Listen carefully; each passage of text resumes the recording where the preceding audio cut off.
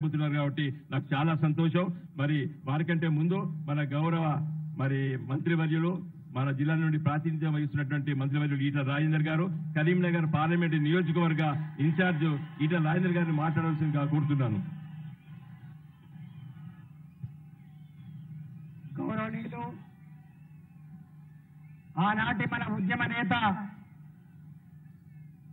మన గౌరవ ముఖ్యమంత్రి వర్యులు కేసీఆర్ గారు, గౌరవనీయులు TRS party working president KTR గారు, గౌరవనీయులు TRS party secretary general Keshava Rao గారు, గౌరవనీయులు పార్లమెంట్ సభ్యులు లక్ష్మీకాంతరావు గారు, వినోద్ కుమార్ గారు, సహచర మంత్రివర్యులు కొప్పుల ఈశ్వర్ గారు, గౌరవ సహచర శాసనసభ్యులు, శాసన మండలి సభ్యులు, జిల్లా పరిషత్ చైర్మన్ గారు, మేయర్ గారు, వివిధ కార్పొరేషన్ల చైర్మన్లు, వివిధ హోదాల్లో ఉన్నటువంటి మాజీ శాసనసభ్యులు, శాసన మండలి సభ్యులు, పార్టీ నాయకులు, కరీంనగర్ పార్లమెంటు నుంచి పార్లమెంట్ నియోజకవర్గం నుంచి తరలి వచ్చిన మా అన్నదమ్ములకు, అక్కాదమ్ములందరికీ తెలంగాణ ఉద్యమ వందనాలు తెలియజేస్తా ఉన్నాం.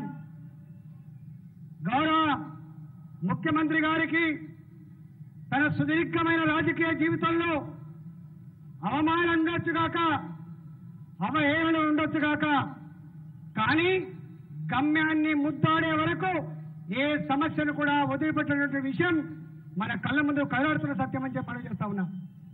గౌరవ ముఖ్యమంత్రి గారికి పదే పదే వందల సభలలో కరీంనగర్ కేవలం సెంటిమెంట్ మాత్రమే కాదు, కరీంనగర్ పట్ల అపారమైనటువంటి ప్రేమ కలిగిన వారిని నేను, అపారమైన విశ్వాసం కలిగిన వారిని అని చెప్పి పదే పదే చెప్తా ఉంటారు. 2001లో నేను తెలంగాణ రాష్ట్రం కోసం బయలుదేరిన, ఇప్పటికే తెలంగాణ రాష్ట్ర ఏర్పాటు కోసం అనేక ఉద్యమాలు జరిగినాయి. కానీ ప్రజలకు విశ్వాసం సన్నగిన సందర్భం నేను బయలుదేరిన, నాకు అండగా ఉండండి, నన్ను నిండు మనసుతో ఆశీర్వదించమని చెప్పి 2001లో తొలి సింహగర్జన జరిగిన నాడు కరీంనగర్ ప్రజానికం ఆత్మను ఆవిష్కరించి యావత్ తెలంగాణ ప్రజానికానికి తట్టి లేపి మేమున్నామన్నా మీరు ముందుకు పోండి అని చెప్పి ఆశీర్వదించినటువంటి గడ్డ ఈ తెలంగాణ గడ్డ అనే విషయం మనం మర్చిపోవద్దు. కేసీఆర్ గారు ఇదే కరీంనగర్ పార్లమెంట్ నుంచి టిఆర్ఎస్ పార్టీ అభ్యర్థిగా పోటీ చేసి గెలుపొందిన తర్వాత కాంగ్రెస్ పార్టీ మోసం చేయడమే కాకుండా కాంగ్రెస్ పార్టీ ఆనాడు అవమానపరిస్తే తెలంగాణ ఆత్మగౌరవ బావుటాన్ని మళ్ళీ తేల్చుకుందాందా కరీంనగర్ అని చెప్పి రాజీనామా చేసినాడు. ఆనాడు గొప్ప మెజారిటీతో గెలిపించి కేసీఆర్ గారు మీ వెంట మేము ఉంటామని చెప్పి ఆనాడు గొప్ప తీర్పునిచ్చినాడు. కేసీఆర్ గారు ఆనాడు ఇదే కరీంనగర్ క్లాక్ టవర్ దగ్గర కరీంనగర్ ప్రజలారా నా చర్మం వలిసి చెప్పులు కుట్టించినా కూడా మీ రుణం తీసుకోవాలని చెప్పినటువంటి గౌరవనీయులు ముఖ్యమంత్రి గారిని చెప్పి మనం చేస్తా ఉన్నా. ఇవాళ గొప్ప చారిత్రక సందర్భంలో మన సభ జరుగుతున్నట్టు మేము భావిస్తా ఉన్నాం. ఈ సభ కేవలం వినోదాన్ని గెలిపించడం కోసమే కాదు, ఈ సభ కేవలం పార్లమెంట్ ఎన్నికల కోసమే కాదు, ఈ సభ మరోసారి దేశ రాజకీయాలలో ఒక గొప్ప మలుపుని సూచించే సభగా మేము భావిస్తా ఉన్నాం. మన రాష్ట్రానికి, రాష్ట్ర ప్రజానికానికి ఇవాళ గొప్ప అప్పీల్ చేసే ఆస్కారం ఉంది. ఇవాళ తెలంగాణ రాష్ట్రాన్ని సాధించుకొని దేశ చిత్రపటం మీద తెలంగాణ రాష్ట్రాన్ని ఒక గొప్ప రాష్ట్రంగా ఇవాళ ఎట్లా తీర్చిదిద్దుకున్నామో, ఇలా హర్యానా, పంజాబ్, గుజరాత్, మహారాష్ట్ర లాంటి రాష్ట్రాలు అభివృద్ధి అంటే తెలంగాణ వైపు చూడమని చెప్పేటువంటి గొప్ప స్థానాన్ని సంతరించుకున్న రాష్ట్రం తెలంగాణ.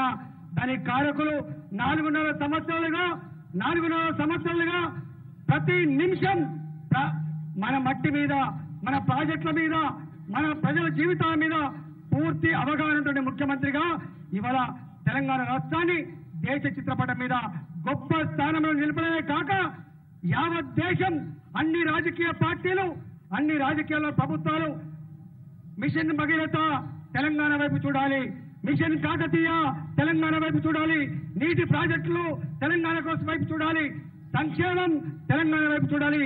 అన్నిటికంటే ముఖ్యం ఈ దేశం 70% గ్రామీణ ప్రాంతాల్లో ఉంది. వ్యవసాయం మీద జీవించే దేశం అని చెప్పి కేసీఆర్ గారు ఎట్లయితే రైతు బంధు పథకాన్ని ప్రవేశపెట్టి రైతుల ఆత్మహత్యలు కాకుండా నివారించడమే కాకుండా రైతులకు భరోసా కల్పించిండో మా మహారాష్ట్ర రైతాంగం, హర్యానా రైతాంగం, పంజాబ్ రైతాంగం కేసీఆర్ గారిని చూసి నేర్చుకోండి. కేసీఆర్ లాగా దేశానికి కూడా ఒక గొప్ప వ్యక్తి కావాలని చెప్పి ఇలా భావిస్తున్న సందర్భంలో ఇవాళ కేసీఆర్ గారిని కరీంనగర్ ప్రజలు నిండు మనసుతో లక్షలాదిగా తరలి వచ్చి ఇవాళ మిమ్మల్ని ఆశీర్వదిస్తున్నారు, మీకు అండగా ఉంటారు.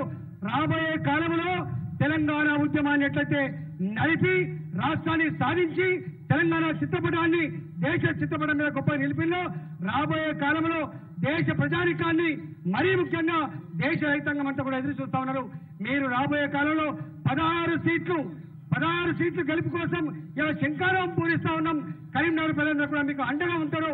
రాబోయే కాలంలో మీరు దేశంలో ప్రజలందరికీ కూడా గొప్ప నాయకుడిగా ఎదిగే దానికోసం యావత్ కరీంనగర్ ప్రజానికం అంతా కూడా మీకు పూర్తిగా అండగా ఉండి మీ అడుగులో అడుగు వేసి మీ